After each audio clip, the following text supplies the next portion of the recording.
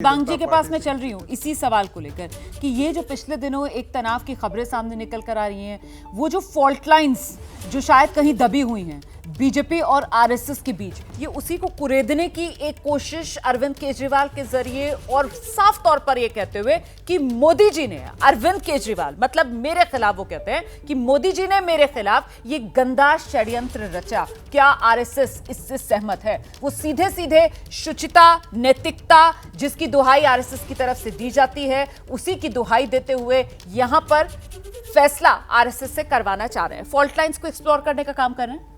देखिए रुमाना, मुझे लगता है कि जो केजरीवाल ने सवाल उठाए हैं उसमें जो पहले जो दो सवाल हैं वो एक तरीके से देश में जिस तरह से लोकतंत्र चल रहा है उस पर हैं। संगीत रागी खुद कह रहे हैं कि हाँ ये सवाल है, गंभीर सवाल है, यानी आप भ्रष्ट लोगों को शामिल करें। सवाल है कि किस तरह से आप दबाव डालें उन पर, पार्टियों को तोड़ें। क्या ये लोकतंत्र में होना चाहिए? कतई नहीं होना चाहिए। क्या इस तरह से ये हो रहा है? हाँ ये हो रहा है और इसकी आलोचना होनी चाहिए। और जब ये चुनाव हुए थे तब भी मैंने बीजेपी के बड़े से बड़े नेताओं से अपने इंटरव्यूज़ में सवाल पूछे थे, उनसे जवाब देते बनता नहीं था कि इतने भ्रष्ट लोगों को हमने शामिल कर लिया तो हमारे में और बाकी भ्रष्ट पार्टियों में अंतर क्या रह गया।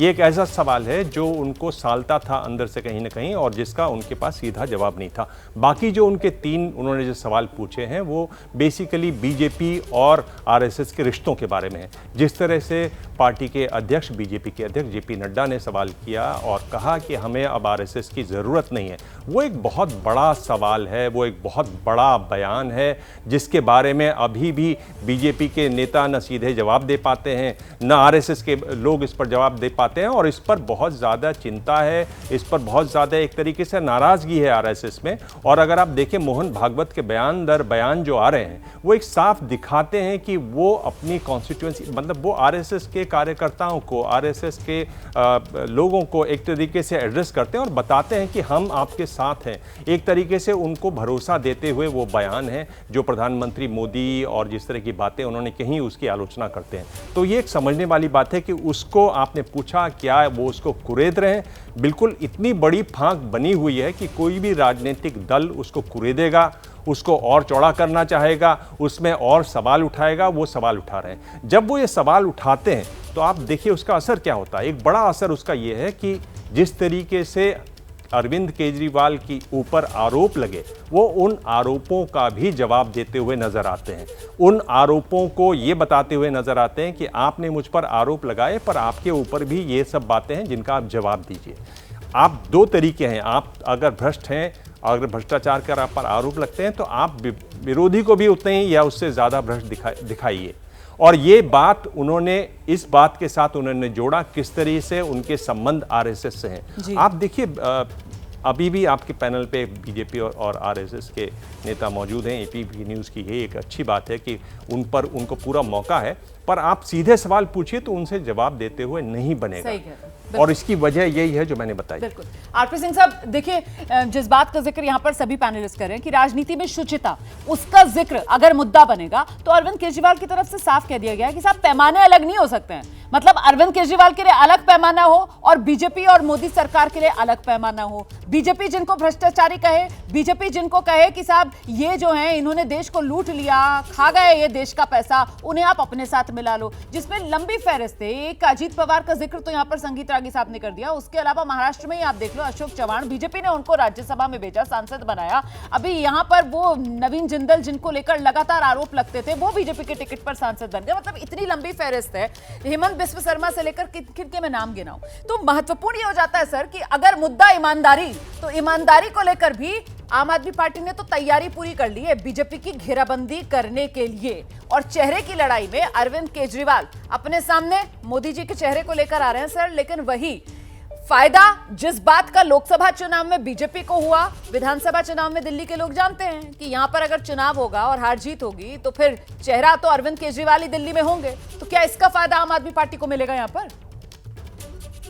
प्रभाना, आपकी प्रश्नों की लिस्ट लंबी है और दबांग ने भी कुछ प्रश्न साथ में खड़े कर दिए हैं और मैं आपके हर प्रश्न का उत्तर, मैं किसी प्रश्न से भागने वाला नहीं। परंतु एक बात मैं, एक जो आज भ्रष्टाचार की बात कर रहे हैं और भ्रष्टाचार के पर क्वेश्चन मार्क लगा रहे हैं, मैं सुप्रीम कोर्ट का जो अभी कोर्ट का ऑर्डर आया है उसमें से एक लाइन पढ़कर देना चाहता हूँ ताकि स्पष्ट हो जाएगा कि क्या मामला है। ये पेज नंबर 13 पैरा नंबर 19 आखिरी सेकंड लाइन है। उसमें लिखा है there are reasonable suspicion of involvement in this commission. ये केजरीवाल के बारे में लिखा है कि कई सारे कारण है जिसके कारण से उन पर शक बनता है और ठीक शक बनता है। ये कोर्ट की टिप्पणी, मेरी टिप्पणी कोर्ट का ऑर्डर में, I am reading for the court order. तो इनको तो भ्रष्टाचार के बारे में बोलना ही नहीं चाहिए क्योंकि इनका कोई मामला ही नहीं है भ्रष्टाचार के मामले जितना ये लगता है कोई है नहीं। और जरा एक बार ये आरएसएस और बीजेपी के बारे में जो रिलेशनशिप उस पर प्रश्न उठा रहे हैं, जरा अन्ना हजारे जी ने क्या क्या, मैं उस समय वीडियो ढूंढ रहा था, थोड़ा नेट की प्रॉब्लम है, अन्ना हजारे जी ने क्या क्या कहा अरविंद केजरीवाल को लेकर, उनके शराब की नीति को लेकर। ये कहा था कि हमने तो शराब के विरोध में, अन्ना हजारे का बयान है कि हम तो शराब के विरोध में थे और ये शराब बांटने चला गया, ये शराब के लाइसेंस ठेके दिल गए। ये अन्ना हजारे के मैं अभी आपको भेज दूंगा, हो सके तो चलाइएगा जरूर। परंतु जो मूल बात है, ये राष्ट्रवाद की बात कर रहे हैं कि तो राष्ट्रवादी है, तो कोई शक नहीं, परंतु ये राष्ट्रवाद की बात करते हैं। कौन कर रहे हैं राष्ट्रवाद की बात? जो सर्जिकल स्ट्राइक पर प्रश्न उठाते हैं वो राष्ट्रवाद की बात करते हैं। और फिर इन्होंने, मैं इनके प्रश्नों को एक एक कर करता हूँ। इन्होंने कहा लालच देकर, ईडी सीबीआई के जोर पर लालच देकर ये सरकारें कराते हैं। जरा एक बार तो ऐसा बता दीजिए जहाँ पर ये लगातार गाना गाते थे कि नहीं मेरे यहाँ तो लालच दिया, मेरे को बुलाया गया। इन्होंने अभी कहा था कि मेरे को जेल के अंदर कोई मिलने आया, मेरे चैलेंज स्वीकार कर ली। जेल मंत्री हैं, वहां पे वीडियो कैमरा इनके लगे हुए थे, कौन व्यक्ति आया था वो खुलासा करे और बताएं कि कौन व्यक्ति इनसे जेल में मिलने गया था कि सरकार आपको हम छोड़ देंगे, आप मुख्यमंत्री पद से इस्तीफा दे दीजिए या भाजपा ज्वाइन करिए। उन्होंने इस प्रकार का बयान भी किया था कि जेल में मुझसे मिलने व्यक्ति आया। तो ये क्या कि झूठ का प्रपंच रचने में माहिर है। इन्होंने कहा भ्रष्टाचारी नेता के बारे में बोला गया। इन्होंने, मेरा चैलेंज है रोमाना, आपने अभी हिमंत बिस्वा शर्मा का नाम दिया, मैं आपको एक रिक्वेस्ट कर आज आपके चैनल पे ओपनली कह रहा हूँ, आप कृपा कर अभिषेक मनु सिंघवी या और जो अच्छा आपको वकील लगता हूँ, मैं अपने पक्ष का नहीं जो दूसरे पक्ष का वकील लगता हूँ, उसको आप हायर कर लीजिए। उसकी सारी फीस मैं दूंगा, सारी फीस। आरपी सिंह सबके सामने कह रहे हैं, अगर वो मुकदमा आप जीत जाए तो फीस मेरी जिम्मे, ना जीते तो डबल फीस करा दीजिएगा। क्या कि कहना आसान है, कोर्ट के वो जो मामले हैं अलग टाइप के, उनमें एक भी मामला ऐसा हो जिसमें हो तो please pursue the cases and I will bear the fees. But issue वो नहीं है, इशू है कि इन्होंने फिर कहा कि शिक्षा मॉडल का दुहाई दे रहे थे। आप जो बीजेपी के नेताओं के ऊपर केस हैं, आप उसको कह रहे हैं वो एक तरीके के केस हैं। अरविंद केजरीवाल जो उन पर केस लगा वो उसके लिए कह रहे हैं। वो कह रहे हैं कि साहब ऐसे कानून के तहत मुझ पर तो इन्होंने मामला दर्ज करवाया जिसमें तो बेल मिलना ही बेहद कठिन है। और ये तो सर इसमें तो कोई गलत बात है नहीं, यहाँ पर हम सब जानते हैं पीएमएलए और कितना मुश्किल हो जाता है उसके अंदर बेल मिलना। तो वो इसी को अपनी जीत बना रहे हैं कि पीएमएलए के अंदर अगर मुझे बेल मिल गई।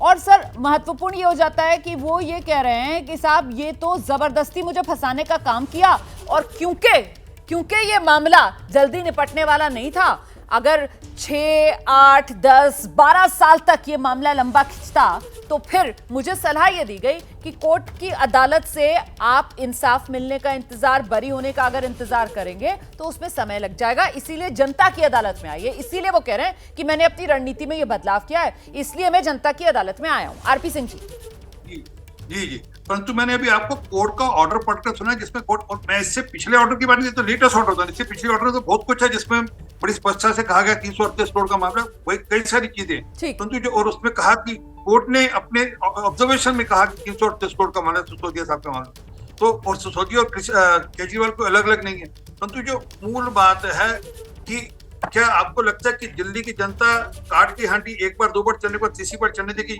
लोगों को पता नहीं कि शराब को घोटाला कैसे हुआ। सही कह रहे हैं सर आप, मूल बात यही है और देखना ये होगा कि दिल्ली की जनता इस पर फैसला क्या सुनाती है। निवांश शर्मा हमारे साथ, आम आदमी पार्टी के प्रवक्ता, वो भी लगातार बने हुए हैं और उन्हीं का जरा रुख करते हैं। निवांश जी, ये जिस तरीके से अभी अरविंद केजरीवाल ने मन से कहा ना कि साहब बीजेपी का जन्म कहां से हुआ, आरएसएस की कोख से हुआ और बेटा इतना बड़ा हो गया, मां को आंखें दिखाए, तो बड़ा सही आरपी सिंह साहब ने याद दिलाया। वो कह रहे हैं कि साहब ये आम आदमी पार्टी का जन्म कहां से हुआ, अन्ना आंदोलन से हुआ। तो आम आदमी पार्टी इतनी बड़ी हो गई कि वो अन्ना हजारे को आंखें दिखाए, वो भी शराब नीति को लेकर क्या कहते थे, राजनीति में आने को क्या कहते थे, उनके भी बयान तो सब सामने ही है ना सर। मतलब आप करें वो सही है और बीजेपी करे वो गलत है। पिछले 10 साल में ये तो प्रूफ हो गया है कि दुनिया की सबसे झूठी पार्टी अगर कोई है वो बीजेपी है। ये एजेंसीज का नाम लेके झूठ बोलते हैं, ये जनता को गुमराह करने के लिए झूठ बोलते हैं, अब तो ये कोर्ट का नाम लेके भी झूठ बोलते हैं। इन्होंने कोर्ट की जजमेंट तो पढ़ ली, लेकिन ये नहीं ये बता पाए कि उसी कोर्ट की जजमेंट में ये भी कहा गया है कि जो एजेंसीज है उनको केज पैरेट की तरह काम नहीं करना चाहिए। किसके कहने पे एजेंसीज जो है वो केज पैरेट है? कोई बात नहीं, इनको ये नहीं समझ में आता, जनता समझती है। हमें बीजेपी पे टिप्पणी नहीं करनी है। बीजेपी तो ये प्रूवन है कि ये झूठी पार्टी है, ये झूठ फैलाते हैं, भ्रष्टाचार करते हैं। इलेक्टोरल बॉन्ड्स में जो है, जिसको ये शराब घोटाले का किंग पिन कहते थे, उससे 60 करोड़ रुपए का चंदा इन्होंने लिया और फिर ये उसको अपने आप को ये पाक साफ कहते हैं। दूसरी बात, ये शराब घोटाले की बात करते हैं, ये तो प्रूव हो गया कि दिल्ली के अंदर कोई शराब घोटाले नाम की चीज हुई नहीं। असली शराब घोटाला जो दिल्ली में किया वो भाजपा ने किया, जिन्होंने प्रूफ तो नहीं हुआ, अभी मामला तो चल रहा है अदालत में। कम से कम इतना सम्मान तो दीजिए ना देश के न्यायालय को, अभी होने दीजिए, दूध का दूध पानी का पानी, अभी फैसला तो आने दीजिए सर। लेकिन हम जानते हैं ना शराब घोटाला है ही नहीं। हम तो ये आप अपना नजरिया करिए, ये तो मत कहिए आपकी ये प्रूव हो गया। प्रूव तो नहीं हुआ सर, प्रूव करने के लिए तो अदालतें बैठी हुई हैं सर, वहां केस लड़ा जाएगा और तब प्रूव होगा।